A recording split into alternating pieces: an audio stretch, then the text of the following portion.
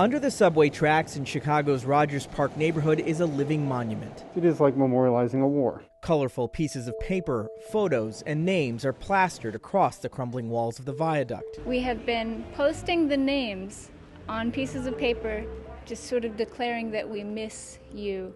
And all of these names are black and brown people who died by police violence. Artists from the P.O. Box Collective and Cheap Art for Freedom created the installation last July 4th. Matthias Regan, an artist, activist, and professor, has used public databases to compile the names. We've been going backwards in time, and we are now back to 2014. So what you see is 7 years of loss. Many of the names are familiar. Tamir Rice, Breonna Taylor, Laquan McDonald, Sandra Bland, and George Floyd, to name a few.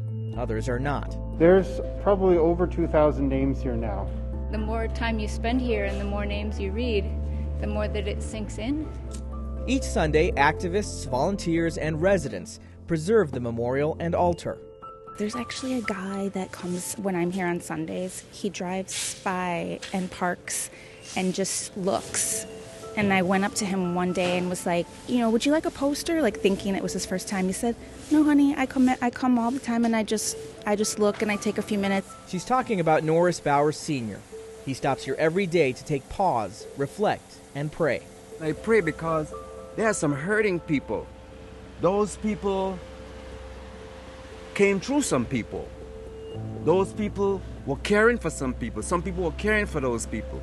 People are hurting because of that. From Florida and California to Oregon and Washington State, there have been temporary memorials paying homage to victims of police violence. But even this installation is restricted by the city from being permanent. So we're using wheat paste. And so the elements are breaking it down. Like, we have to come back. However long it lasts, they say, it will be a testament to the lives lost. And every day I pass here, this reminds me of something. And it reminds me that, one thing, people are important. These people are not dead. They just transition. You cannot kill a human being because we are spirit. Spirits, he says, who should never be forgotten. In Chicago, I'm Usher Qureshi.